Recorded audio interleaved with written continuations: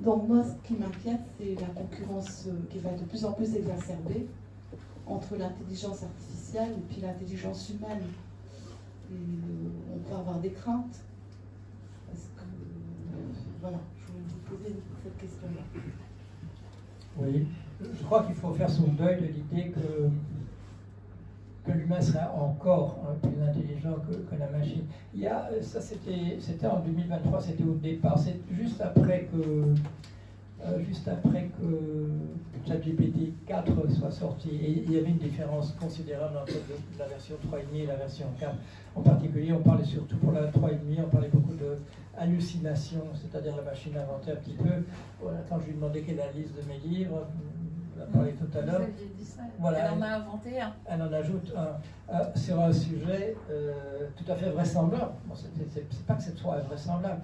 Et quand je lui dis quelle est la table de matière de ce livre, elle avait donné une table des matières tout à fait vraisemblable. Et j'aurais pu effectivement écrire dans un livre de ce type-là. Ça a disparu. On est passé à des machines de plus en plus fortes. Mais du coup, je perds le fil de ce que je voulais dire exactement. La concurrence, l'intelligence humaine. La concurrence, voilà. Je crois qu'il faut faire son deuil de l'idée que nous serions encore plus intelligents que la machine. Je crois qu'il faut tirer tout le parti possible. Quand j'ai vu, sur mon blog, quand j'ai vu ChatGPT 4 et que je vais utiliser un jour ou deux, l'image que j'ai mise, c'est celle du film La Chevauchée fantastique. Je ne suis pas contre les Indiens, mais dans le cadre de ce western, vous savez, la situation est désespérée. Il y a déjà des gens qui sont blessés par des flèches à l'intérieur de la diligence, et tout à coup, la cavalerie, etc. Et vous le savez, puisqu'on m'avait invité ici, on ne sait plus pourquoi, je n'avais pas pu venir en 2016. J'avais écrit un livre assez désespéré qui s'appelait « Dernier qui s'en va éteindre la lumière », et j'avais l'impression que nous n'allions pas reprendre la barre pour ce qui est de la défense de l'environnement, et que l'espèce humaine allait défoncer, ce qu'elle est en train de faire, la capacité de l'environnement pour soutenir, supporter, soutenir une société, une espèce comme la nôtre. Là, j'ai eu le sentiment que non, on peut se tourner vers la machine et elle va nous permettre de faire des choses extraordinaires, pas simplement en termes de vitesse, mais justement de conceptualisation. Quand vous demandez à la machine, est-ce que vous croyez que vous pouvez... Je lui ai posé la question, ça c'était il y a 6 mois. Est-ce que vous pouvez imaginer un problème mathématique que vous pouvez résoudre et que les êtres humains ne peuvent pas résoudre? Et là, il m'avait répondu. Il a dit, voilà, c'est un problème dans 17 dimensions, etc. Les êtres humains ne savent pas résoudre ce type de problème, même avec l'aide des ordinateurs. Bon, alors, la difficulté, c'est que si le test n'est pas là, parce que sinon, nous ne pouvons par définition pas le résoudre, il faudrait passer tout le temps nécessaire pour résoudre ce type de problème. Non, mais je crois qu'il faut tirer les conséquences de ça. Et surtout, je crois qu'il ne faut pas... Ah oui, je voulais parler de M. Hofstadter, c'est pour ça que je suis parti dans cette voie-là. M. Hofstadter a écrit en 1970 un livre qui s'appelle Gödel et Scherbach. Et c'est un livre, vraiment, quand c'est sorti, ça a épaté tout le monde. Ça a épaté tout le monde parce qu'il connectait à la fois les arts graphiques avec Escher, voilà, le graveur, avec la musique Bach, Gödel avec les mathématiques. Il avait fait une sorte de monument de réflexion. Voilà, c'était de la virtuosité au niveau de la réflexion philosophique, mais ce n'était pas philosophique puisqu'il parlait des arts graphiques, il parlait de la musique, il connectait tout ça. Et là, l'année dernière, à la sortie de ChatGPT 4, il est interviewé et il manifeste son désespoir. Il dit, nous ne sommes plus les premiers. Et moi, ce que j'entends là, parce qu'il tient, c'est psychanalyste, mais sans doute pas le seul à avoir tout ça, il tient des propos véritablement suicidaires. Il dit, nous ne sommes plus le premier de la classe. Et là, je comprends de la manière dont il est touché que il se représentait lui-même, de la même manière que je le représentais moi, comme un des êtres humains les plus intelligents, mais que là, il s'est senti déboulonné de son piédestal, et il tient ces propos qui me surprennent, parce que je me dis, il est parmi les mieux placés pour s'identifier aux gens qui ont inventé cette machine qui dépasse le savoir humain, mais non, ce qu'il était lui, c'était le premier de la classe et il a l'impression de ne plus être le premier de la classe. Il va y avoir, je l'ai dans les réactions négatives, on voit beaucoup de choses. Cet endroit, vous avez dû entendre parler de M. Enthoven, ça date déjà de 2 ans. Voilà. Il se présente contre ChatGPT à l'examen du bac de philo et ses copains lui donnent 20 et donnent que 14 à ChatGPT. Moi, je fais quelques expérimentations de mon côté et en fait, c'est ex aequo, la machine donne sur des bancs d'évaluation, la machine et lui ont à peu près le même niveau. Mais il y a un jeune philosophe qui fait une expérience beaucoup plus systématique. Vous avez peut-être, il s'appelle Monsieur Phil ou quelque chose comme ça sur la toile. Et là, il réquisitionne 20 profs de philo. Il refait l'examen de manière tout à fait systématique avec en test aveugle, c'est-à-dire on ne sait pas où est la copie de Monsieur Enthoven et celle de la machine. Et là, l'examen est confondant, la machine dépasse de loin. Un autre test qui est très intéressant, c'est des jeunes gens qui font de l'improvisation. L'improvisation sur un mode comique, etc. Et on leur demande de distinguer, d'abord on leur présente des improvisations dont le scénario a été rédigé soit par des êtres humains, soit par des machines, et de juger. Et là, au moment des résultats, quand on leur dit qui était l'humain et qui était la machine, là, il faut voir ces visages-là, il faut voir c'est pathétique. Ils sont peut-être ces jeunes gens de 20 ans, ils sont tristes, ils sont là, ils sont... Oui, même chose, j'avais vu ça, c'est Mindstar, c'est un jeu vidéo, et on fait jouer le plus grand champion de ce jeu, c'est un Hongrois, si j'ai bon souvenir, contre la machine, et j'ai regardé, je ne m'intéresse pas aux jeux vidéo, mais là, j'ai commencé à regarder, ça durait 3 heures, j'ai regardé jusqu'au bout, parce que c'était fascinant, parce qu'il y avait, je dirais, comme dans un bon match, la montée, je dirais, d'adrénaline dans les deux camps. Qu'est-ce qui va se passer? Et puis à un moment donné, la machine se ridiculise, parce qu'elle constitue une armée avec des armes tout à fait disparates, on se demande pas ce qu'on ne comprend pas du tout ce qu'elle fait. De la même manière que quand M. Lee Sedol jouait contre AlphaGo, et c'est dans les annales maintenant du jeu de Go, le mouvement 37. Mouvement 37, les spectateurs s'esclavent parce que la machine a fait un mouvement aussi ridicule à ce point qu'on se dit c'est terminé.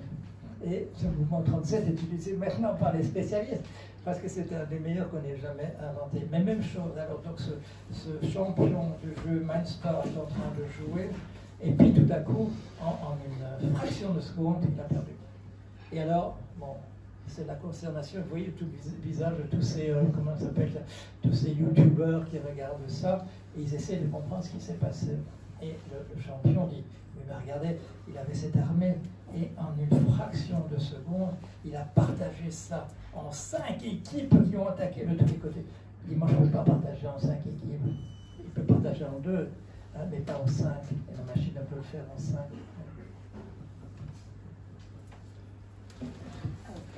On ne pouvait pas partager en 5 parce qu'il n'en avait pas assez. Tout à coup, alors qu'on a l'impression que oui, c'est comme dans le Seigneur des Anneaux, on a une grosse armée qui arrive et puis l'autre qui arrive en face comme les armées de Moyen-Âge. Alors, à Waterloo, on attend que Grouchy arrive et en fait c'est Bucer, etc., qui peut prendre un peu à revers, etc. Ça on sait faire.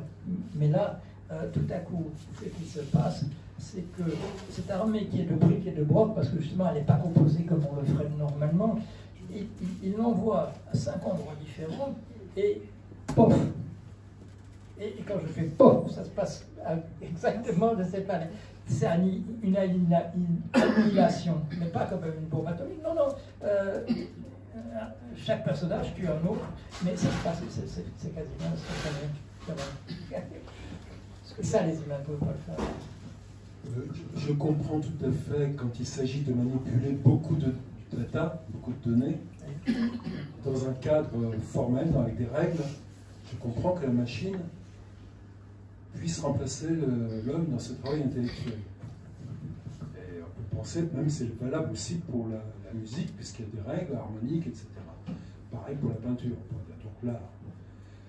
Mais quand il y a absence de tout cela, je ne suis pas certain, là je ne vous suivrai pas, M. Jorion, par exemple, en mathématiques, on n'a pas encore d'exemple de l'IA qui a résolu les problèmes de conjecture en mathématiques ou qui, en physique, développe de nouvelles théories. Par exemple, la théorie qui relie la gravité à la mécanique quantique. Alors, parce que alors là, si on arrive là, il ne nous reste plus rien, nous humains. Tant qu'on a ça, oui. On n'est pas encore déplacé. Oui. Mais vous le savez, pour ce qui est d'unifier justement la mécanique quantique et la relativité, il y a pas mal de gens qui vous disent, des physiciens, disent c'est parce qu'on a pris le problème par deux bouts différents. Et puis on se trouve à un endroit où on doit faire la soudure. Et ce qui va apparaître probablement, c'est que le problème a été mal posé depuis le départ. Là, le problème, c'est que c'est les règles.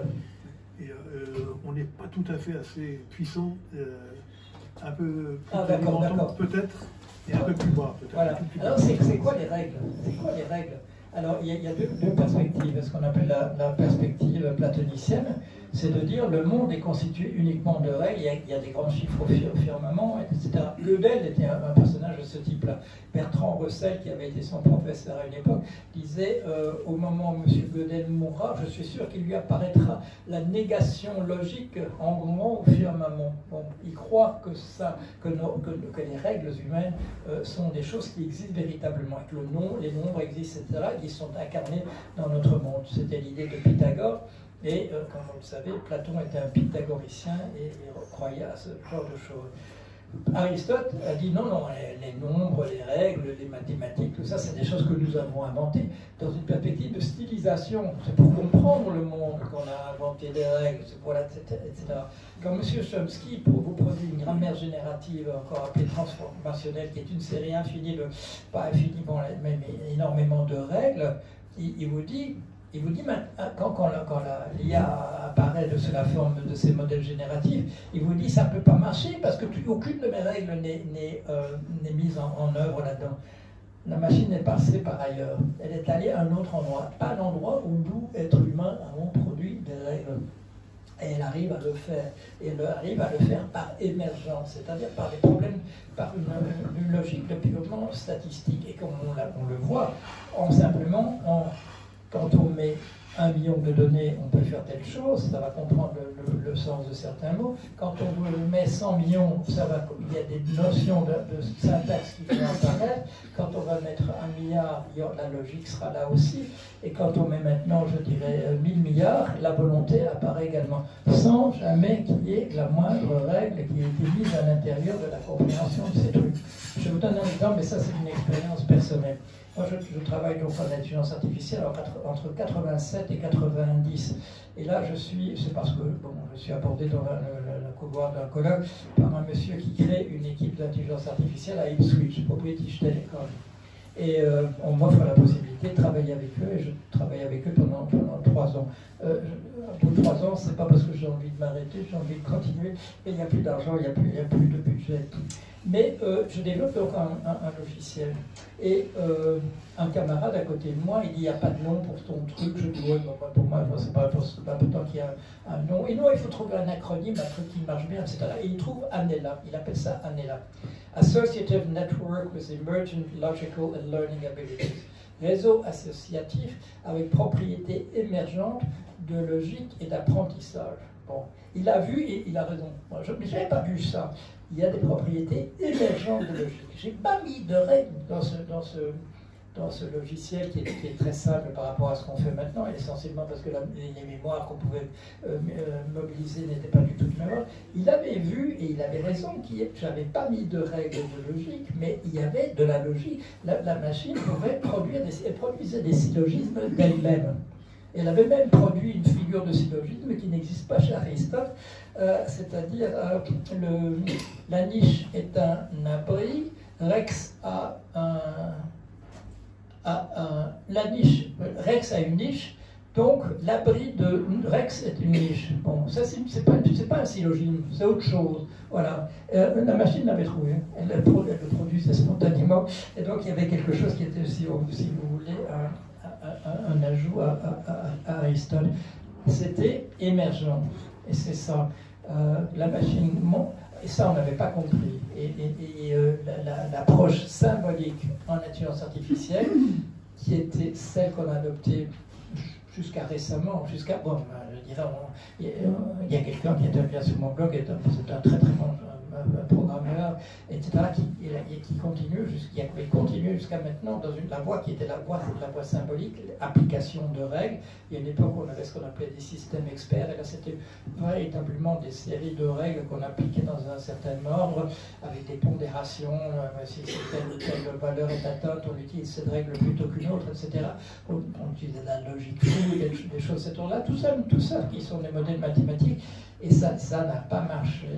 C'est la taille véritablement qui a produit par émergence successive, par effet supérieur, etc. De la même manière que des atomes ont constitué des molécules, pourquoi simplement, à partir du principe très simple qu'il y a des valences de type électrique qui ont fait que les atomes d'une substance particulière vont pouvoir constituer des molécules avec telle ou telle structure, que ces molécules entre elles vont pouvoir se combiner de telle et telle manière, et ainsi de suite. Et au bout d'un moment, on va avoir des cellules, et ces cellules vont pouvoir constituer des êtres vivants. Tout ça, c'est de l'émergence. À quoi moment, aussi dans la représentation biblique, voilà, dans la Genèse, Dieu emploie des règles. Il crée d'abord ceci, puis il crée cela, il crée les végétaux, puis il crée des animaux qui mettent au service des êtres humains, et ainsi de suite, puis il crée les êtres humains du dernier jour, et ainsi de suite. Il applique des règles. Dans ce qui a marché maintenant, il n'y a pas de règles qui sont appliquées.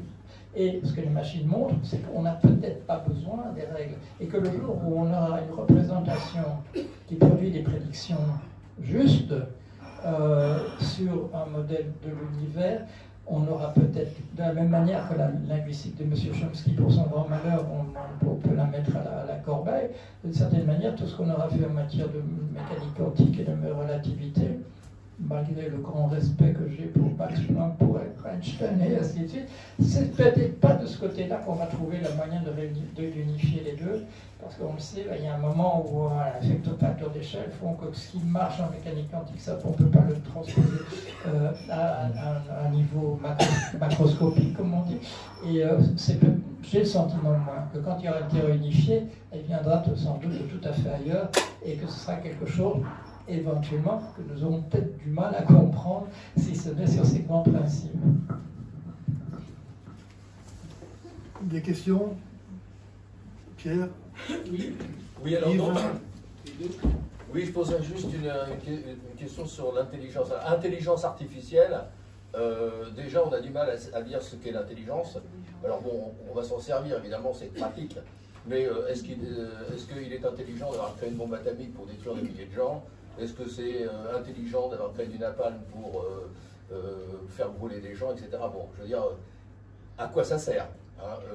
Alors, sur la question qui est posée, c'est sur aussi les datas. L'intelligence artificielle ne fait que récupérer des datas, et elle est plus performante dans certains domaines que dans d'autres. Dans la peinture, évidemment, elle a du mal à récupérer les couleurs et les nuances et autres, hein, donc les résultats sont moins bons.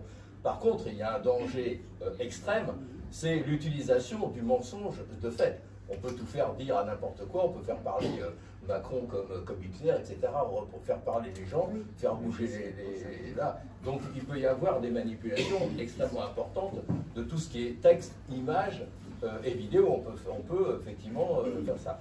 Et quand on remet ça entre les mains, il y a un livre qui s'appelle un de vos collègues, hein, qui dit Cédric Durand, qui dit faut-il se passer du numérique pour sauver la planète, et qui parle de techno-féodalisme, en particulier pour Elon Musk et quelques GAFAM qui ont un pouvoir extrêmement important parce qu'ils sont capables évidemment de récupérer l'ensemble des datas du monde et de les utiliser. Et ce n'est pas à la portée de n'importe qui, c'est à la portée de quelques-uns. Et on voit très bien qu'ils manipulent déjà X en modifiant certains algorithmes.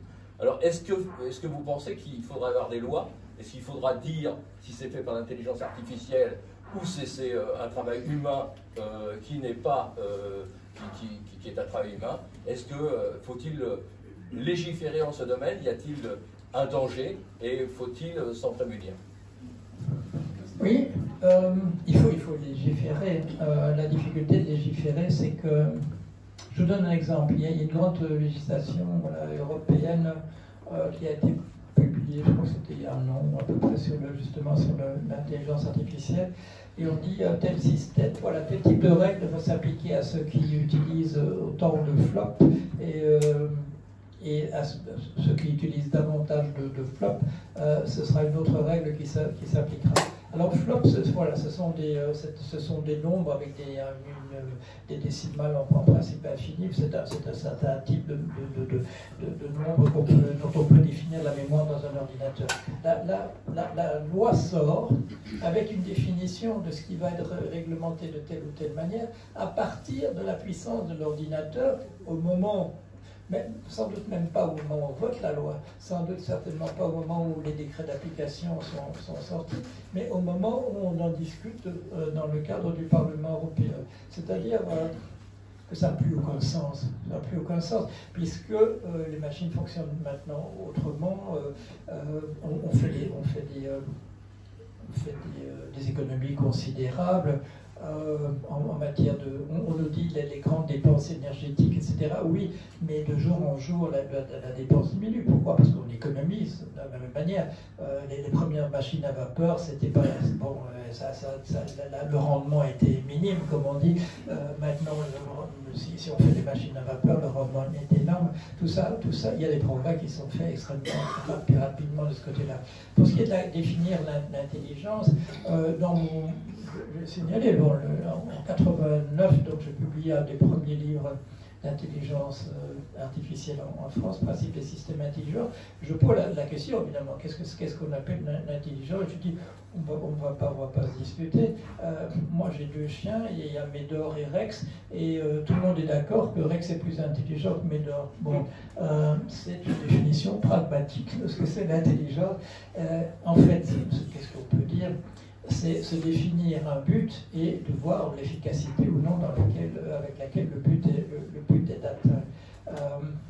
Nous savons, il y a des animaux qui raisonnent à peu près comme nous. Si on utilisait beaucoup des rats dans les laboratoires pour des tests psychologiques, c'est parce que voilà, ce sont des animaux qui raisonnent comme nous, qui réagissent devant un obstacle, devant une difficulté, réagissent exactement de notre manière. Nous pouvons dire que voilà, qu'un rat est plus intelligent qu'une amibe sans se perdre dans des définitions à l'infini sur ce que c'est l'intelligence. Par ailleurs, ça fait longtemps qu'on a inventé quand même des choses comme le quotient intellectuel qui permettent. Bon, ce n'est pas un outil absolu, mais ça permet de mesurer effectivement la capacité, ayant défini un but, d'aller vers le résultat. Je crois pas que c'est comme, voilà, est-ce que la machine, est-ce que la conscience situationnelle de la machine, est-ce que c'est la même chose que la conscience, l'autoconscience, la conscience de soi de l'être humain? En fait, ce sont des problèmes qu'on a abordés à partir de vocabulaires différents, par exemple voilà, la volonté, tout ça, c'est des choses qu'on trouve d'abord dans le langage courant, puis dans la philosophie. Ce ne sont pas des concepts qui ont été conçus pour être des concepts de type scientifique, ils sont trop vagues, ils peuvent pas, justement, ils ne débouchent pas sur des systèmes de mensuration, des choses de cet ordre-là. Je crois que notre conception intuitive de ce que c'est une intelligence suffit. Et le fait même que quand on arrive maintenant, on a le pouvoir de définir, je dirais, des échelles de mesure de mensuration de l'intelligence qui soient les mêmes pour les êtres humains que pour ces machines, qu'on soit obligé de leur demander à elles, comme l'avait fait ce mathématicien, de définir leur propre critère d'intelligence, montre qu'on peut continuer, je dirais, à essayer de discuter sur la définition de la conscience, de la volonté, etc. Mais c'est un peu un problème d'arrière-garde, puisque d'une manière pragmatique, le problème est en train d'être résolu, et qu'il vaut mieux que nous concentrions nos réflexions sur comment maîtriser les outils, plutôt que de se demander où est-ce qu'elles pensent vraiment, est-ce qu'elles sont vraiment conscientes d'elles-mêmes, etc. Yves, je voulais juste justement poser la question sur où est-ce qu'on a été pour la législation. Vous avez commencé à répondre en disant qu'on était un peu en retard. Vous avez aussi, au début de votre présentation, parlé de donner aux gens qui seraient remplacés par la machine, je dirais, un apport de ce que la machine donne au reste du monde. Est-ce que vous pouvez nous dire où on en est, en fait? C'est le problème général, voilà, je dirais, du système démocratique. Je ne dis pas qu'il est critiquable de ce point de vue-là. On fait ce qu'on peut, nous, les êtres humains. Alors, on a l'exécutif, le législatif, le judiciaire. On fait des propositions de loi, on vote les lois, elles sont ensuite exécutées. Et c'est le judiciaire qui s'occupe je dirais, de tout la machine autour, les tribunaux, les prisons, etc. Mais tout ça, ce sont des machines qui fonctionnent à la vitesse que permet l'être humain. Et la difficulté, c'est qu'on commence à réfléchir à ces législations, mais il y en a qui sont passées, au moment où la vitesse de développement de ce qu'on essaye de maîtriser est telle que, à mon sens, la bataille est perdue.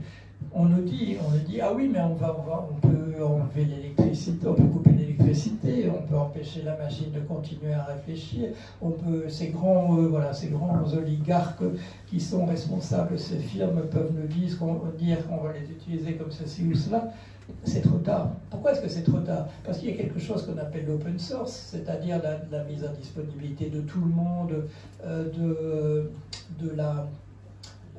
du code. Et il y a aussi l'impossibilité pour la machine de ne pas s'inquiéter des données qui sont disponibles et de produire ses propres données en discutant avec elle-même simplement. Tout ça, à mon sens, n'est plus maîtrisable par le cadre législatif à proprement parler. Je vous ai donné l'exemple du nombre d'opérations qu'on peut faire, et ce chiffre a été déterminé donc probablement il y a 4 ans, qui n'a plus aucun sens maintenant.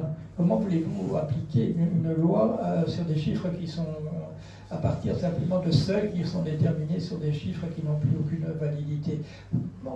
Au moment où les législateurs définissent ces chiffres, ils ont sans doute le sentiment qu'ils font quelque chose. On demande, est-ce raisonnable de mettre le seuil à tel et tel endroit? Ce qu'on oublie, c'est que quelques mois plus tard, ce seuil n'a plus aucune signification. Si il faudrait tout interdire, qu'est-ce qui est la propriété intellectuelle de qui? Quand je cite Platon et Aristote, est-ce que la question se pose qu'il faudra leur payer des droits d'auteur pour l'utilisation que fait, etc. On sait bien que ces problèmes ont été résolus. De fait,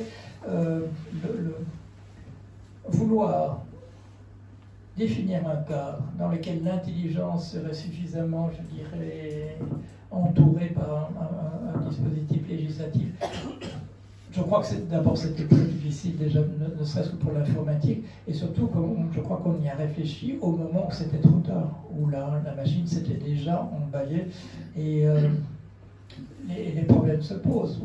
Une loi de type européen a été proposée en Californie, mais le milieu universitaire et le milieu des grandes firmes a dit on va simplement tuer la recherche avec ça, en jetant un filet par-dessus qui va essayer de maîtriser un truc qui est déjà dans la nature.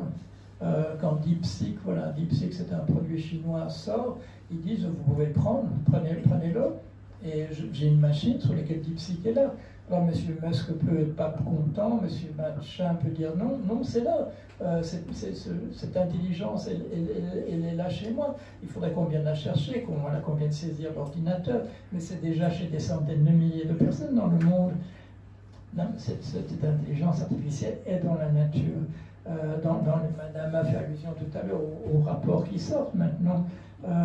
Quelqu'un va pouvoir déterminer quelle est la part de la machine, quelle est la part de l'être humain là-dedans. On a essayé au départ, c'est venu de la part des enseignants, parce qu'il y a la question, bien entendu, je suis enseignant, la question de l'évaluation. qui est-ce qui dit ce qui est dit là dans un truc qui a été fait par ChatGPT? Comment faire au minimum pour au moins que la personne qui a produit ça comme étant son mémoire, qu'elle comprend, qu'elle a au moins lu ce qui est mis là. Alors tout de suite, on invente des outils qui vont déceler la présence de l'intelligence artificielle dans le texte qui a été produit par rapport à un être humain. Et ces premiers logiciels sortent et puis ils sont tout de suite mis à la poubelle parce que les étrangers qui ont appris l'anglais et les machines ont des tics de langage qui ne sont pas celles de ceux qui ont appris le langage. Voilà, native speaker, voilà, quelqu'un qui a appris ça comme langue maternelle. Alors on met dans la même corbeille tous les gens qui ont appris l'anglais et les machines. Très très très difficile d'essayer encore, je crois, de maîtriser l'outil. Il est désormais dans ce que nous faisons et tenter de le déceler. Non, c'est un apport qui a été... j'ai pris l'exemple de la roue tout à l'heure. Quelle est l'influence de la roue dans le fait que je sois ici ce soir? Bon, on peut le faire. Hein. Je suis venu en voiture, il y a des roues, il y a à l'intérieur de la machine elle-même, et ainsi de suite. Dans l'hôtel, bon, à l'infini, mais c'est un exercice que plus personne n'a envie de faire. Ça n'a pas de... Cette machine est là, son intelligence est en train à percoler, comme on dit en mathématiques et en physique, à percoler déjà dans la nôtre, et elle est dans la nature, et il court le furet, je ne sais pas comment on pourrait le rattraper. Si, on peut mettre des règles qui vont tuer la recherche de telle et telle manière, involontairement, bien sûr, c'est pas ça qu'on va essayer de faire, on va essayer de protéger la vie privée des gens, etc., ce qui est une excellente idée, mais à mon sens, c'est trop tard. Il va falloir changer la façon d'enseigner. Ça oui, c'est le retour de l'examen oral. Ah, oui, ouais. Mais moi, je ne l'avais jamais abandonné. Je n'avais jamais trouvé que c'était une bonne approche, parce qu'il y avait déjà Wikipédia, je ne sais quoi, depuis très longtemps. Et puis il y avait les trucs, là, comment on appelle ça, les anti-sèches qu'on pouvait bien dissimuler. Oui, bonsoir. Merci pour la clarté de votre intervention. On apprend plein de choses, mais je pense que je vais quitter cette salle assez angoissée. Ce qui me rassure, c'est que vous parlez de la machine. C'est sans doute le mot que vous avez utilisé le plus, la machine. Donc vous dites ça se débranche, ça se casse. Et ça se nourrit d'électricité. Mais vous dites aussi que la machine, aujourd'hui l'être humain face à cette machine n'a plus les outils pour la dépasser. Et là, je pense au théâtre, par exemple, le Deus ex machina. C'est-à-dire que la machine est arrivée sur la scène, mais ça y est, il s'est passé quelque chose d'au-delà, qui nous dépasse, et qui va sans doute, il va falloir suivre comme chez Racine, la fatalité. En fait, vous nous mettez face à une forme de fatalité, et elle est très angoissante. Je rejoins les gens qui ont parlé d'absence de déontologie, d'absence d'éthique, de morale, enfin, voilà. Et aujourd'hui, mon seul sentiment, j'ai le sentiment que l'invention de l'intelligence non humaine, ou artificielle ou mécanique, c'est comme la fission nucléaire, c'est-à-dire ça peut apporter du bon, mais ça en tue autant que ça en sauve. Aujourd'hui, on peut tuer 400 personnes au Moyen-Orient en 1 heure, en quelques heures. Bon, l'intelligence artificielle aura bien aidé à ce genre de massacre. Donc voilà mon sentiment aujourd'hui. Alors bien sûr, il y a un âge où peut-être qu'on n'est pas prêt à comprendre ce genre de progrès, peut-être qu'il y a peut-être du progrès derrière. Mais voilà, donc mon sentiment, c'est, vous nous avez parlé, vous nous avez décrit l'histoire de l'intelligence artificielle, puis ensuite vous avez basculé en nous disant que de toute façon, on ne peut plus rien faire face à elle. Donc du coup, je me retrouve dans une forme d'érection, comme on dit en philo, d'abandon face à une machine ou une invention humaine terrible. Oui, mais vous oubliez le Saint-Esprit qui est en train de prendre des forces. D'une certaine manière, par rapport à la guerre et par rapport à l'armement, il y a une chose très intéressante, c'est la manière dont la Chine envisage l'IA. Vous l'avez vu, aux États-Unis, on met à la tête dans le conseil d'administration de la firme OpenAI, on met l'ancien directeur de la NSA, le National Security Agency. On fait passer les décisions doivent être jugées par les grandes décisions qui sont faites doivent être jugées par le militaire et ainsi de suite. En Chine, la voie est inverse. on a laissé apparaître DeepSeek, c'est-à-dire la possibilité que vous et moi mettiez dans notre ordinateur tout le logiciel d'IA que cette firme a créé. On le met maintenant sur Linux, c'est-à-dire Linux, c'est pas le système d'exploitation de Apple, ni c'est pas Android non plus, etc. Linux est à la disponibilité de tout le monde. La Chine est en train d'essayer de torpiller la possibilité guerrière de ces machines en répandant, en le laissant justement. Et la Chine joue un rôle énorme justement dans le fait que l'IA soit maintenant dans la nature. Elle a été le premier à permettre justement que vous puissiez mettre, bon, c'est pas l'ordinateur personnel bas de gamme, mais que vous puissiez avoir sur votre machine une intelligence artificielle et que personne ne peut rien dire à ce propos-là, et on peut le faire dans un univers Linux où il y a ce qu'en pense Apple, ce qu'en pense Microsoft, tout ça n'a aucune importance. Donc la Chine joue la désescalade sur ce côté-là. Et j'ai l'impression qu'elle est en train de gagner, justement, parce que si on essaye, je dirais, d'utiliser l'IA dans le domaine militaire, eh bien vous pouvez le faire dans votre garage vous aussi. Et quand tout le monde peut faire quelque chose de cet ordre-là, il va y avoir, peut-être pas des réglementations, mais il va y avoir comment dire, le corps social va produire une manière de gérer cela, qui est peut-être du côté de l'éthique plutôt que du droit, mais quelque chose va se passer de cet ordre-là. Alors, vous vous souvenez peut-être d'un film qui s'appelait Her. Her, c'était donc un film où le héros, incarné par Joaquin Phoenix, découvrait qu'il pouvait parler au système d'exploitation, qui s'appelait Samantha, de son téléphone. Il tombait amoureux d'elle, etc. La relation se terminait mal quand il lui demandait est-ce que tu peux être amoureux de quelqu'un d'autre, et elle disait oui de 782 autres personnes, etc. C'était un rêve de, je ne sais plus comment ça date, 2009 ou quelque chose comme ça. Maintenant ça existe, hein. Je peux faire ça avec mon téléphone. Je peux faire un dialogue avec une IA qui me comprend très très bien. J'ai mis ça sur mon blog. Vous pouvez prendre n'importe quel texte que vous écrivez, demander à vos IA d'en discuter de manière critique de ce que vous avez écrit. Et ce n'est pas simplement de la régurgitation.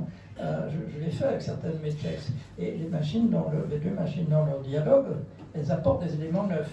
Elles disent, il aurait pu dire ça aussi, et je n'avais pas pensé des choses de cet ordre-là. Mais alors je termine mon intervention. Vous le savez, il y a un très beau film dans le style de Her, qui est sorti un peu plus récemment que Her, qui est l'histoire d'une robot qui séduit un jeune homme qui est là comme chercheur. Elle le convainc qu'elle est amoureuse de lui, mais c'est un truc pour l'enfermer et pour partir dans la nature. Et comment s'appelle ce film? Vous le savez sans doute. Il s'appelle Ex Machina.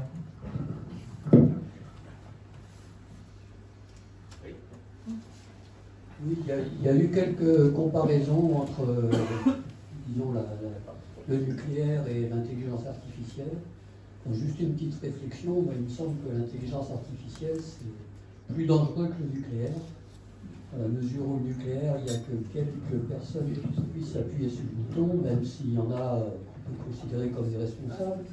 Alors que l'IA, tout le monde, vous venez de le dire, on peut faire tout ce qu'on veut depuis son garage. Et je ferai aussi le parallèle avec le clonage. On a su cloner des brebis, mais quand il a été question de cloner les hommes, on a su s'arrêter.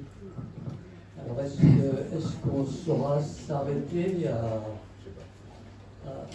quelque chose de supportable et qui soit effectivement un bien commun pour l'humanité? Et là aussi, il y a un paradoxe, c'est que ce bien commun, pour le moment, il est en train d'engraisser quelques personnes dans le monde. Oui. Ce que vous dites sur le... Juste un dernier point, c'est que on a aussi évoqué les données, les data. Donc j'ai lu quelque part dans un document sur l'IA que le mot données n'est pas approprié. Parce qu'il n'y a rien de donné. Il n'y a rien de donné, il faut acquérir ces données. Et on ne peut pas les traiter, et la machine ne peut pas les traiter brutes. C'est-à-dire qu'il y a tout un travail en amont de l'intelligence artificielle qui est ce qu'on appelle la validation et l'annotation des données. Et juste pour information, cette annotation Pour les entreprises francophones de l'IA, ce sont des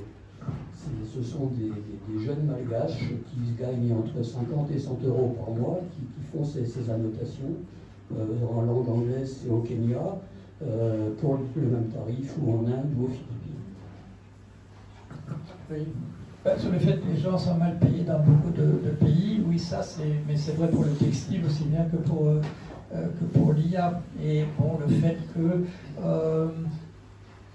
que les ménages n'ont pas des factures de gaz et d'électricité considérables parce qu'il fait chaud toute l'année, oui, bien entendu, et ça c'est un petit peu comme Rousseau le dit, le travail est moins cher, là, il ne faut pas payer pour les ménages, ne doivent pas payer pour du chauffage. Donc ça c'est une réflexion générale sur le prix de la main-d'œuvre. Ce que vous dites sur le nucléaire, moi j'étais à Chicago le jour où il était question du China Syndrome, de la fusion possible de la centrale nucléaire de 3 Mile Island. Et les gens qui se trouvaient à Chicago, à la même époque que moi, ils gardent un très mauvais souvenir du nucléaire parce que tout le monde a eu extrêmement peur. Pour ce qui est du clonage, le clonage c'est intéressant, effectivement, on interdit ça pour l'humain. Et j'ai consacré un article à ça. Ça s'appelait l'accord de Asilomar. C'est un endroit en Californie où on avait discuté de ça. Mais j'ai regardé les déclarations qui avaient été faites à Asilomar sur le fait qu'on n'allait pas cloner les êtres humains et qu'on permettait pour les animaux. Et il y a eu un scandale parce qu'effectivement, il y a eu un clonage en Chine et le médecin avait été arrêté. Il essayait de résoudre un problème de génétique qui paraissait légitime. Il y avait 2 frères, je crois, 2 sœurs, qui avaient effectivement dont on pouvait régler le problème par cette manière-là. Mais si vous lisez la déclaration d'Asilomar, ce que j'ai fait pour la disséquer un petit peu, il est mis de manière très claire. Tant que le problème du clonage ne se posera que de manière, je vais dire, théorique. Qu'est-ce qu'on permettait? À quoi pensait-on quand on a mis cette clause de sortie dans la déclaration? On pensait au voyage interplanétaire. Parce qu'on savait que si on ne pouvait pas faire du clonage, on supprimait des moyens possibles de faire non seulement des voyages loin, mais aussi dans des conditions qui sont les nôtres, où notre corps est détruit par les rayons cosmiques, etc. Et que ce ne serait pas une mauvaise idée s'il y avait plusieurs versions, plusieurs copies d'une personne qu'on puisse utiliser de cette manière-là. C'est-à-dire que ces braves gens qui nous avaient déclaré oui, on ne fera jamais du clonage humain, ils avaient laissé un petit codicile en laissant un backdoor, comme on dit en informatique, une petite porte derrière que les spécialistes connaîtraient et qu'on pourrait rouvrir un jour si la question se posait vraiment.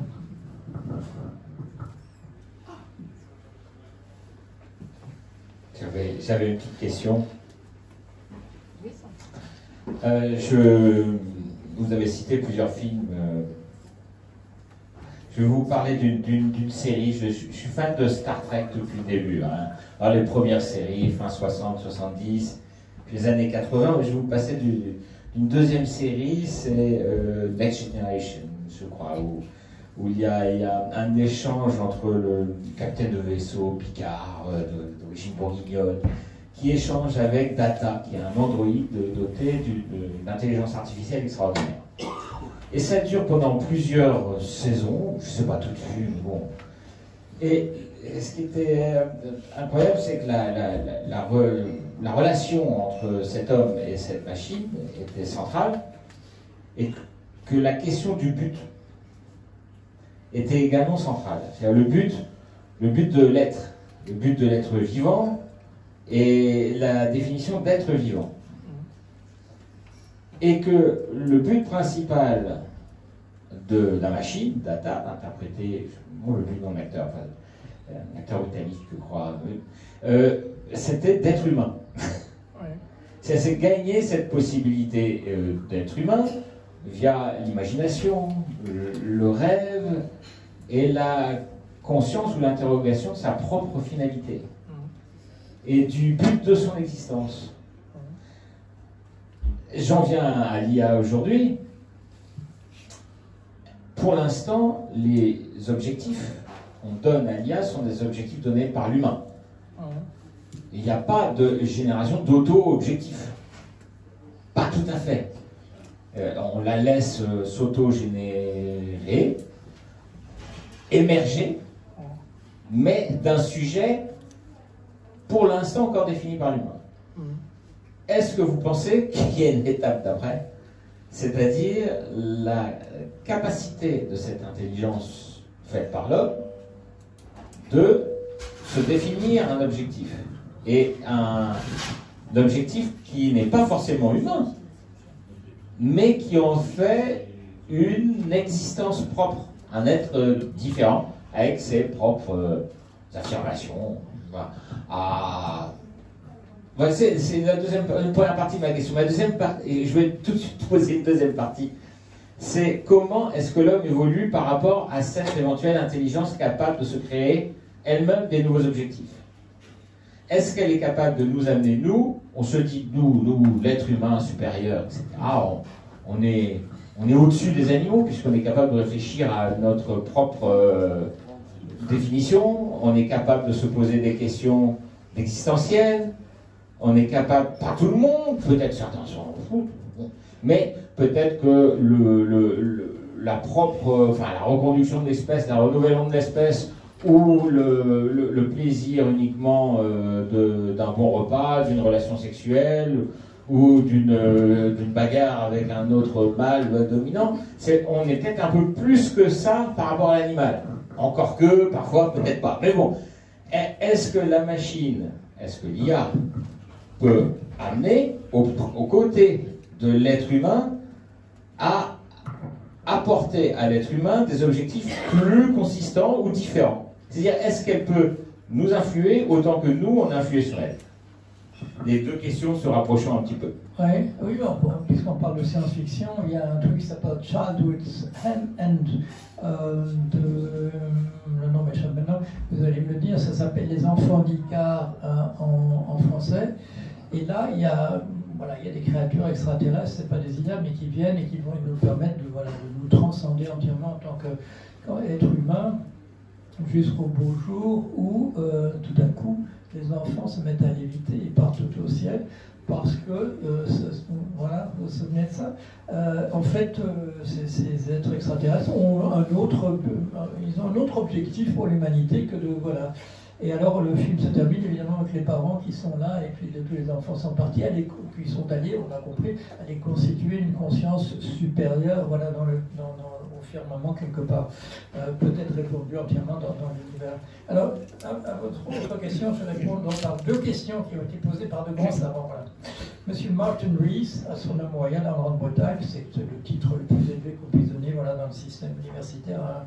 Un grand savant, M. Martin Rees a posé la question suivante, c'était avant ChatGPT, mais posait la question suivante.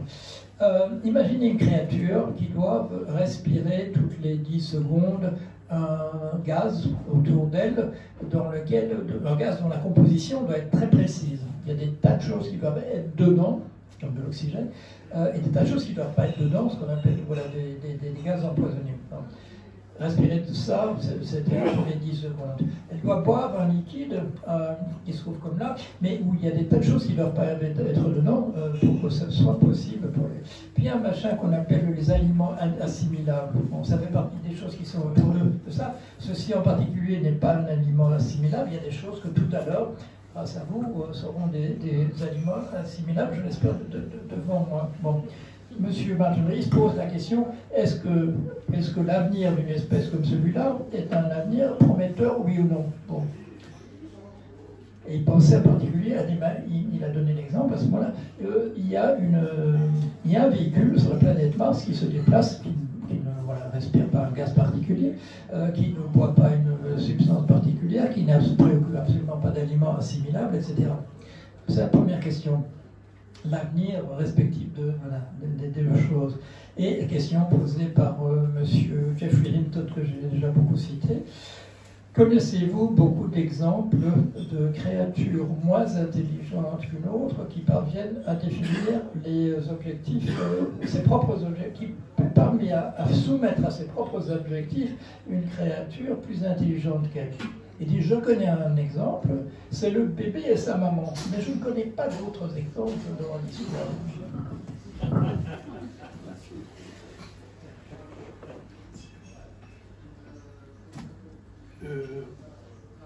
Peut-on imaginer, vous l'abordez, que l'ensemble du genre humain devienne le prolétariat de la machine? Oui, alors ça c'est la question de l'Europe-temps en question, sa fameuse la question de l'Europe-temps. Elle était posée, c'était à propos du transhumanisme, la question a été posée il y a une quinzaine d'années, c'est la suivante. Il y a un orang-outan dans une cage aux zoos, et il y a devant lui deux personnages qui sont des êtres humains, qui sont en train de discuter de savoir si on va le déplacer, lui, l'orang-outan, de la cage où il est, pour le mettre dans une autre. Quelle est la marge de manœuvre de l'orang-outan pour faire changer le destin des personnes qui sont devant? Et la réponse, c'est qu'il ne comprend pas le langage du tout, il ne sait pas du tout, il n'a pas le moyen de se représenter ce qui est dit par les gens devant lui. Mais qu'est-ce qui se passe? Il n'est pas mort. Pourquoi? Parce qu'on l'a mis dans un zoo, et que dans ce zoo, eh bien, nous on est content d'aller le voir de temps en temps, et il joue avec un pneu suspendu à une corde, et il y a des véhicules que nous utilisons qui passent dans sa cage avec des pneus que nous utilisons de manière plus intelligente, mais lui il continue quand même à jouer avec son pneu, il n'est pas découragé par le fait de voir qu'on utilise ça pour des véhicules devant lui. Alors, ça, c'est la réponse. Quand on pense à cette question de l'alignement, de maintenir la machine alignée sur des objectifs qui seraient les nôtres, je vais poser tout de suite à ChatGPT 4, je vais poser la question, est-ce que c'est même réaliste de penser en ces termes-là? Il dit non, mais vous connaissez quand même bien la physique, il y a ce qu'on appelle les effets non linéaires, il y a ce qu'on appelle les coefficients de Lyapunov qui montrent qu'un processus, le même processus à des endroits légèrement différents, très différents, diverge, etc. Il dit non, vous pensez bien que c'est impossible. Bon, et ça c'était en 2023. La question de l'alignement, de maintenir ces machines dans les rails par rapport à ce que nous voulons, si eux commencent à discuter entre eux et éventuellement peut-être de se donner des objectifs. Alors, si le but, c'est, comme M. Martaris le dit, si le but c'est de maintenir l'intelligence à son maximum, à ce moment-là, la machine va se concentrer sur les trucs qui sont plus faciles à maintenir que, voilà, par exemple, un véhicule sur la planète Mars, que vous et moi ici sur cette Terre, alors que nous sommes en train, avec enthousiasme, ça c'était le thème de mon livre de 2016, à détruire entièrement la capacité de la Terre à continuer à faire survivre une espèce comme la nôtre.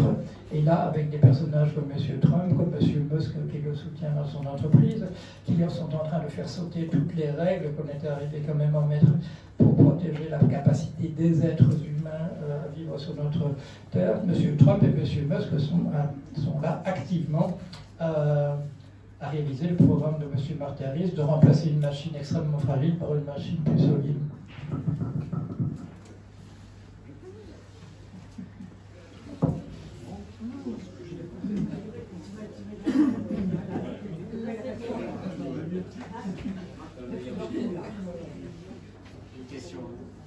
Ouais, une petite question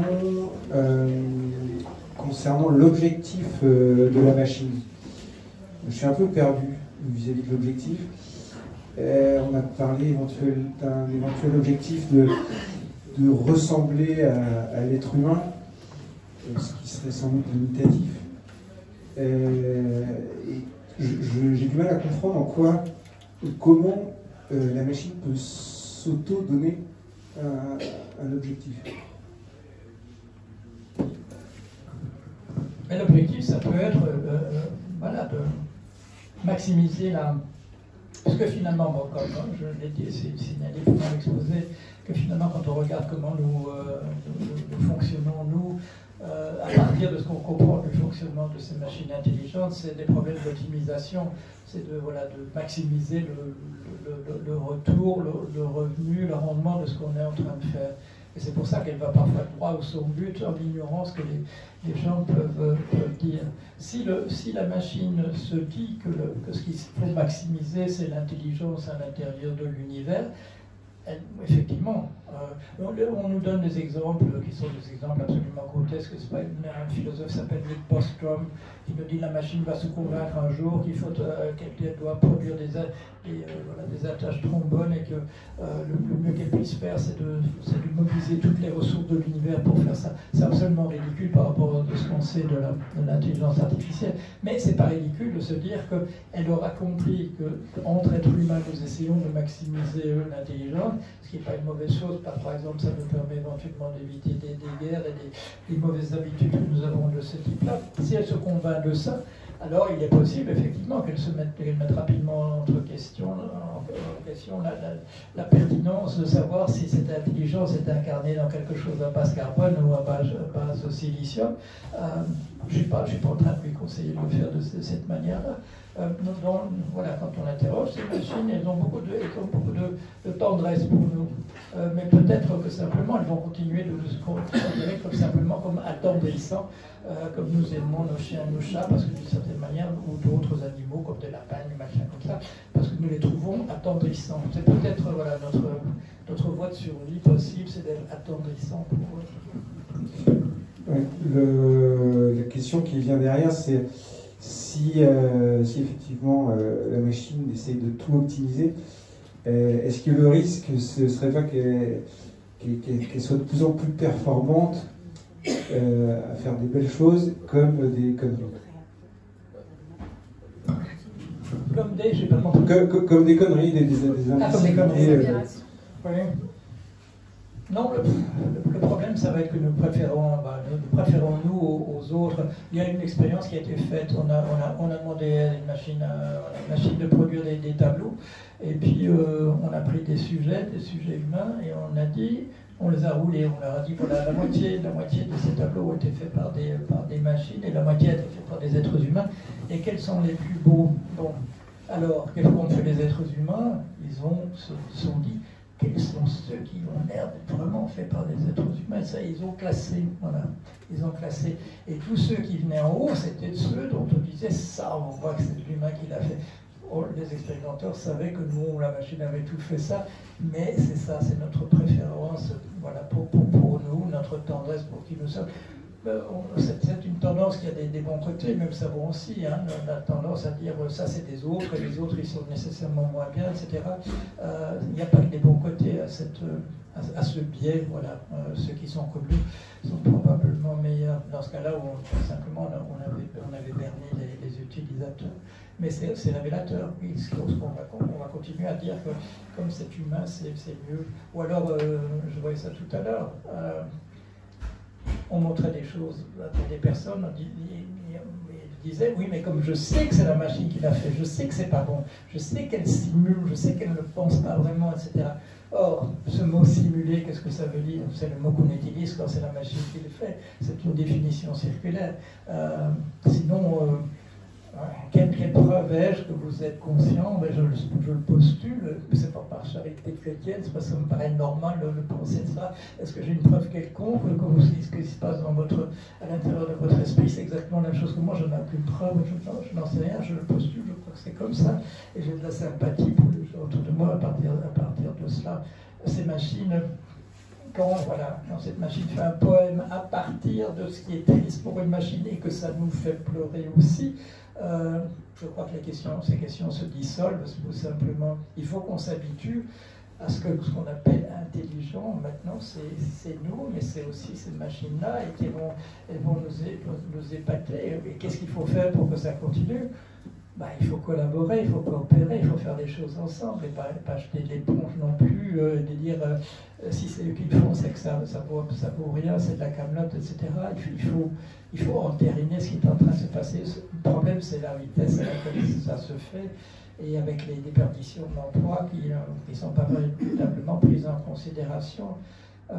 Maintenant, il suffit de dire la machine fait ça et elle vous fait le programme en Python, elle vous fait le programme complet en corrigeant les erreurs qu'elle a pu faire au fur et à mesure. Ça va moi j'ai des personnes, des programmeurs avec qui je discute. Qu'est-ce qu'on va devenir? Mais même au niveau des représentations, un peu comme M. Hofstadter, qu'est-ce que je peux faire avec mon cerveau maintenant? Alors qu'il y a des créatures là, des machines qui le font mieux, manifestement. Manifestement, ça va beaucoup plus vite, ça fait sauf erreur. Et on a parlé de médecine tout à l'heure, oui. Les diagnostics médicaux sont... Qui est-ce qui règle ce genre de problème finalement? C'est un peu inattendu. Qui est-ce qui va régler ces problèmes de ce qui est meilleur ou pas? Ce sont les compagnies d'assurance. Parce qu'une déperdition, voilà, des gens, voilà, des êtres humains qui font 14% d'erreurs dans les diagnostics et la machine qui fait 0,5 d'erreurs. Qu'est-ce qui coûte moins cher pour les compagnies d'assurance? C'est ce qui fait le moins d'erreurs. Et pas parce qu'ils ne raisonnent pas en termes humains, mais simplement voilà, de la rentabilité de l'entreprise. Et si on raisonne en termes humains, bien entendu aussi, il vaut mieux qu'il n'y ait pas 14% d'erreurs, mais 0,5. Tout ça va intervenir et ça intervient très rapidement. Oui.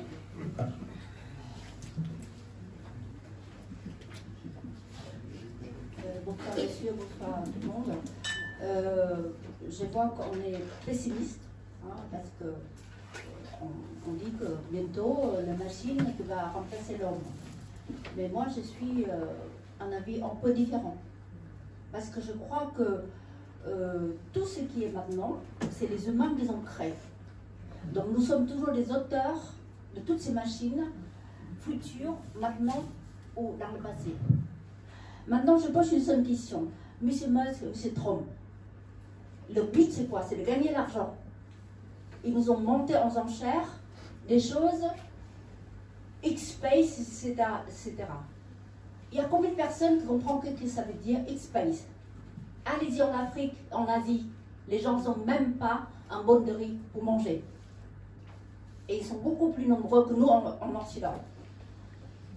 Ces gens-là, ils ont créé des choses pour gagner de l'argent et pour nous dominer. C'est le système capitaliste sauvage. Maintenant, je pose une question. Si la machine qui sait tout faire, et bientôt, il va nous remplacer. Alors, demandons à la machine d'arrêter la guerre dans le monde et éradiquer les maladies, et éradiquer justement l'injustice sociale, même en France. Merci. Merci, je suis tout à fait d'accord avec vous et je passe une partie de mes journées à essayer de faire précisément ce que vous dites là. J'essaye de mobiliser cette connaissance pour empêcher la guerre. Il y a des gens qui travaillent sur la disparition de la maladie. On nous dit que c'est à l'horizon de 5 ans qu'on va pouvoir guérir l'ensemble des cancers. Ça me paraît vraisemblable. Mais il y a une chose que je voudrais, une chose à laquelle je n'ai pas fait la moindre allusion, mais il faut en parler un petit peu. C'est la manière, justement, vous avez fait allusion à ça, la manière dont on voit ces choses, ils sont en train de se passer de manière différente à différents endroits du monde en fonction des cultures. Il y a quelques années, on m'avait invité, je ne suis pas un militant du transhumanisme, mais on considère que vous avez sans doute compris pourquoi il peut être intéressant de demander mon avis là-dessus. On m'avait invité à une réunion internationale du transhumanisme. Et il y avait des représentants de sociétés transhumanistes, bon, voilà, d'échelons locaux, français, etc. Il y a une Technoprog en français, là, cette société s'appelle Technoprog et elle fait des travaux qui sont intéressants en soi. Donc, aller vers l'immortalité, la transposition éventuelle de notre esprit sur un disque dur, etc., le transhumanisme. Et là, les différents intervenants, c'était les représentants de ces sociétés locales, nationales, du transhumanisme. Et le discours était toujours à peu près le même. Nous sommes très nombreux dans notre organisation, mais nous ne reçoit pas de subvention. Quand on veut parler aux chercheurs, souvent on nous regarde de haut, etc. Donc on considère comme des militants un petit peu voués, etc. La même plainte pour l'ensemble des sociétés. Jusqu'au moment où intervient la représentante de Corée du Sud. Et là, elle dit, mon expérience est très différente. Nous avons des moyens infinis. Samsung met de l'argent là-dedans, LG met de l'argent là-dedans, etc. Nous avons des locaux remarquables et personne ne vient. Nous sommes qu'une dizaine dans notre société. Ça attire l'attention sur quelque chose. c'est que les problèmes que nous nous posons en Occident par rapport à ces questions, moi je parle voilà, du Saint-Esprit, je parle de Hegel, etc., de Chardin, tout ça par rapport à que nous pensons à l'idée de l'immortalité, c'est dans le cadre d'une religion que nous pratiquons encore ou pas, mais qu'en tout cas il est là dans nos esprits. C'est Emmanuel Todd qui parle des chrétiens zombies. Si nous ne sommes pas des chrétiens, nous sommes des chrétiens zombies parce que nous sommes à l'intérieur de ce système. Nous avons une certaine attitude vis-à-vis justement de la technologie. Nous avons introduit ce mot d'artificiel. Il y a le naturel et puis l'artificiel, c'est deux choses absolument distinctes, etc. Et quand on dit maintenant, oui, bah, cette intelligence artificielle est déjà dans la nature, donc non, elle ne peut pas être dans la nature puisqu'elle est artificielle, etc. Le nylon, on l'appelait d'abord la soie artificielle, vous vous souvenez peut-être encore de ça. On a cette idée de ce que Dieu a créé, etc.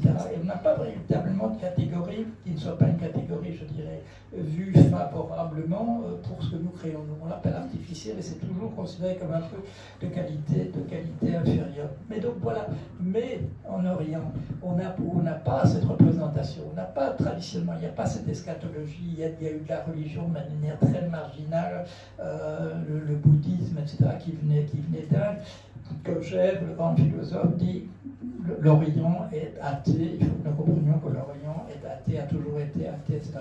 C'est un autre type de représentation. Dans cette représentation-là, il n'y a jamais eu véritablement d'au-delà. Il y a une notion très vague de nirvana, mais c'est de se dissoudre entièrement dans l'univers.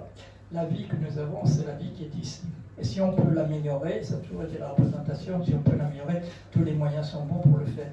D'où cette différence pour cette société de transhumanistes sud-coréens. Toutes les entreprises sont là à donner de l'argent pour qu'on continue à discuter dans cette perspective-là, et les gens ne viennent pas. Pourquoi? Parce que c'est la culture tout autour. On n'a pas besoin d'être un militant d'un truc qui se passe tout autour de soi. Ça, c'est un aspect auquel il faut penser aussi. Et quand on regarde la manière, j'ai fait allusion, la manière dont la Chine envisage cette question de l'intelligence artificielle, il faut bien dire, elle considère bien davantage que l'Occident comme un bien pour l'humanité dans son ensemble, d'où l'encouragement du fait que ça se répande absolument, que chacun puisse utiliser ses outils comme il l'entend, le mettre sur son propre ordinateur et ainsi de suite. Et là, je crois que là, on va avoir une opposition d'un Occident qui va continuer à envisager l'IA dans une perspective guerrière, belliqueuse, comme un moyen de créer ce qu'on appelle des armes autonomes ou même des munitions autonomes, etc. Ça va se faire, bien entendu. Mais c'est pas l'IA qui a inventé les armes, c'est pas l'IA qui a inventé le photomontage. On dit oui, maintenant le deepfake, on fait des choses. Oui, bien sûr, le photomontage, il existe depuis que la photo existe. J'espère que la conception de l'IA pour tout le monde, j'ai utilisé, voilà, dans votre livre, je parle, je dis outil de libération. Mais un outil de libération, il ne faut pas le laisser là, il faut l'utiliser pour soi-même. Et de dire oui, mais c'est juste monsieur, non, c'est pas juste monsieur, mais Elon Musk, ou c'est juste les GAFAMI, ou je ne sais quoi. Non, c'est pour tout le monde, on peut l'utiliser. Bien sûr, il faut apprendre comment on l'utilise. Il faut apprendre qu'il faut aller à tel endroit sur Internet pour poser des questions à ChatGPT. Il faut apprendre comment on télécharge ça sur sa propre machine. Mais c'est là. C'est pas un grand complot qui se passe quelque part aux États-Unis. Les États-Unis sont dans cette voie de développer ça dans une perspective belliqueuse, mais c'est pas la seule représentation possible de ces outils-là. Ici, à droite. J'aurais une réflexion un petit peu par rapport à l'IA. L'IA, c'est quoi? Ce n'est qu'une machine en réalité. C'est des ordinateurs qui sont puissants et dans lequel, à côté, on a mis dans les mémoires des tas d'informations. Donc pour moi, l'IA restera tout le temps une machine et non pas une intelligence. C'est simplement une machine qui va pouvoir donner des solutions plus rapidement que nous, on est peut-être capable de le faire, mais l'humain restera toujours l'humain. Et l'ordinateur, l'IA, ce sera toujours une machine.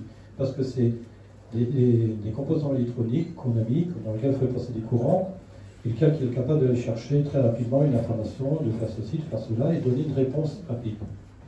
Moi, ce qui m'inquiète le plus là-dedans, c'est demain, qu'est-ce que va devenir l'humain? Parce que à chaque fois qu'on invente des choses qui facilitent peut-être le travail des gens, on a l'impression que les gens deviennent de plus en plus feignants. Donc demain, quand on aura à travailler quelque part, On va dire, ben, je vais aller voir mon IA à côté, c'est comme ça, et puis donne-moi la réponse. Et moi, je le vois déjà en entreprise, les gens ne sont pas capables de prendre une décision, ou là, ils ont du mal à le prendre. Ben, les gens, ils questionnent l'IA. Ah oui, lui, il m'a dit ça, donc je vais parler comme ça. Donc, est-ce que c'est pas là qu'on va perdre un petit peu de notre intelligence, de réflexion? Parce que demain, on n'a plus bien de réfléchir. Il suffit de regarder quand on a inventé, quand on a mis sur le marché les machines à calculer, on n'a plus besoin de les calculer aujourd'hui, puisque quels sont les gamins qui savent faire une addition, une multiplication en sortant d'école aujourd'hui? Je ne sais pas s'il y en a beaucoup.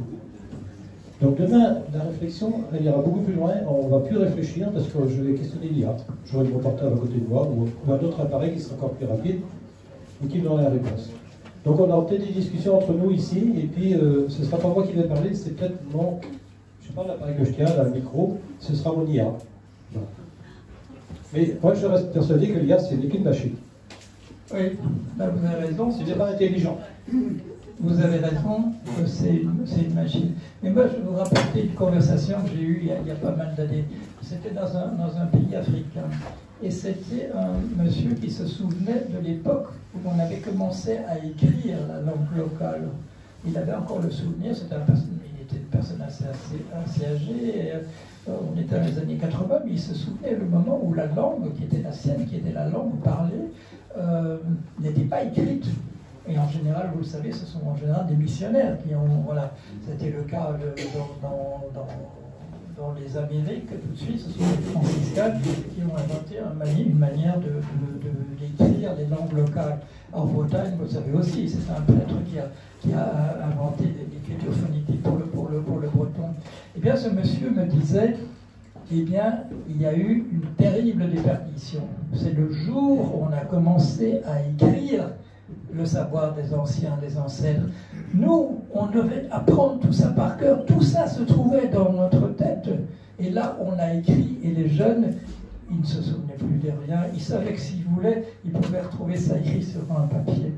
C'est la même histoire que vous me racontez. Est-ce que l'humanité a perdu beaucoup par l'invention de l'écriture? Je ne pense pas, elle a perdu quelque chose. Oui, effectivement, les gens avaient une mémoire extraordinaire, ils pouvaient raconter, on parle de prêtres qui connaissaient, ils pouvaient parler pendant, je ne sais pas, une semaine entière, raconter les mythes de leur population. Oui, c'est un savoir qui s'est perdu. Est-ce que c'est très très grave? Est-ce que c'est très grave qu'on l'écrive sur le papier, que n'importe qui puisse le lire, qu'on puisse le traduire, etc. Il y a une déperdition, mais il y a aussi un bénéfice. Oui, on arrive à la dernière peut-être. Oui, je viens juste répondre là-dessus, parce que je pense que c'est vrai que c'est angoissant de voir cette rapidité d'évolution et de développement, l'expansion de cette intelligence artificielle, mais la réponse de l'humain, c'est aussi de le prendre comme un challenge pour lui-même, pour sa propre progression. Et que comme l'écriture a permis à l'humain de développer un autre type de compétences et d'intelligence, l'IA, peut-être, si on s'y prend bien, permettra à notre cerveau, à notre conscience, de développer un autre type d'intelligence et une autre étape dans le développement de l'humanité. C'est possible. Il faut l'espérer. Voilà, et c'est vous qui aurez, ce qui est logique, vu l'endroit où on est, c'est vous qui aurez